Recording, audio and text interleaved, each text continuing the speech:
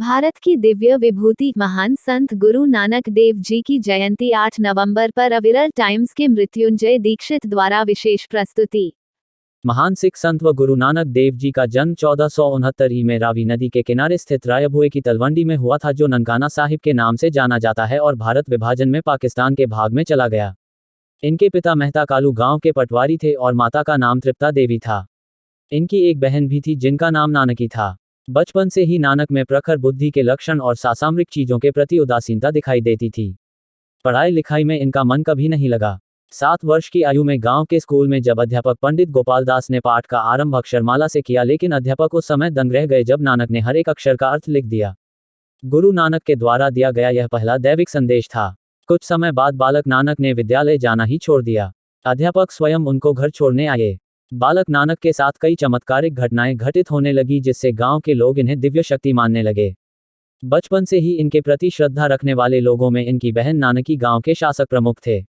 कहा जाता है कि गुरु नानक का विवाह 14 से 18 वर्ष के बीच गुरुदासपुर जिले के बटाला के निवासी भाईमुला की पुत्री सुलक्षणी के साथ हुआ।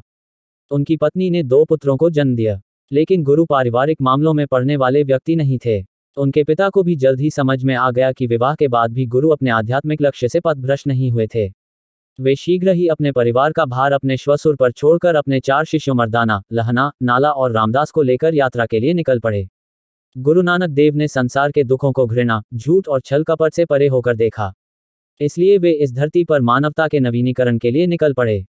वे सच्चाई की मशाल लिए अलौकिक स्नेह, मानवता की शांति और प्रसन्नता के लिए चल पड़े।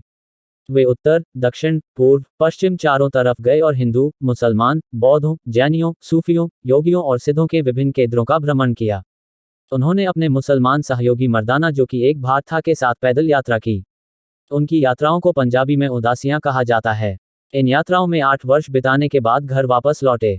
गुरु नानक एक प्रकार से सर्वेश्वरवादी थे। रूढ़ियों और कुप्रथा के तीखे व प्रबल विरोधी थे। उनके दर्शन में वैराग्य के साथ साथ तत्कालीन राजनीतिक, सामाजिक, धार्मिक स्थितियों पर भी विचार दिए गए हैं। संत साहित्य में नानक ने नारी को उच्च स्थान दिया है। इनके उपदेश का सार यही होता था कि ईश्वर एक है। हिंदू, मुसलमान दोनों पर ही इनके उपदेशों का प्रभाव पड़ता था। कुछ लोगों ने ईर्ष्यावश उनकी शिकायत तत्कालीन शासक इब्राहिम लोदी से कर दी, जिसके कारण कई दिनों तक कैद में भी रहे। कुछ समय बाद जब पानीपत की लड़ाई में इब्राहिम लोदी बाबर के साथ लड़ाई में पराजित हुआ, तब कहीं जाकर गुरु नानक कैद से मुक्त हो पाए।